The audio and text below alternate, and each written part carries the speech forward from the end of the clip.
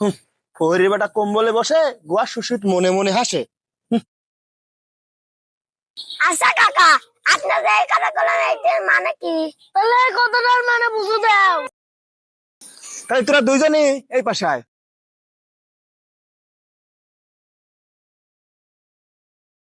তোমরা মনে করো আমি একটা ফরিনের বাচ্চা, হঠাৎ করে মেলা বড় লোক হয়ে গেলাম। তারপর কি হবে জানো? কি হবে? মনে করে তোমার মেলাটা হইলো, সমাজের মানুষ আমাকে দামও দিবি, তখন আমি কিছু কিছু মানুষ বলি গণ্যই করবো না, পুরো কথায় কথায় অপমান করব, অপদস্থ করব, এছাড়াও বিভিন্ন ধরনের টোল করব। যেমন? এই যে মনে করো তুমি একটা নতুন শার্ট কিনেছো, আমি তোমাকে জিজ্ঞাসা করলাম এই শার্টটা কয় টাকা দিয়ে কিনছিস, ধরো তুমি বলে 500 টাকা। আমি এখন কি করবো জানো? এই শার্টের দাম 500 টাকা। আবার মনে করো তুমি একদিন আমার কাছে আসলে যে 500 টাকা ধার দেন, আমি তোমাকে কি করবো জানো? তোর মতো ফোন নি 500 টাকা ধারলে তুই দিবি পারবি।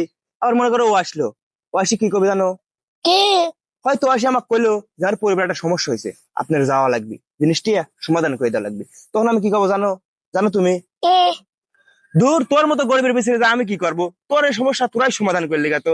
আমি যেসব পিছনে যাই সেগুলো বুঝছিস, ওই চেয়ারম্যান, এমপি, এছাড়াও থানার বিভিন্ন অফিসাররা থাকে, সেই সব বিসিরে আমি যাই। তোর মতো গরিব মানুষের পিছনে যা আমি কি করবো ক?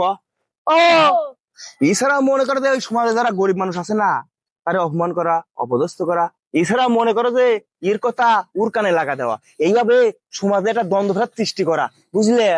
হ্যাঁ বুঝলাম। ওই যে কিছু টাকা আছে, এই জন্যই হয়তো সমাজের কিছু লোক দাম দেয়, এই জন্যই ও গোয়া সুরসুরিত মনে মনে আসে, বুঝলে?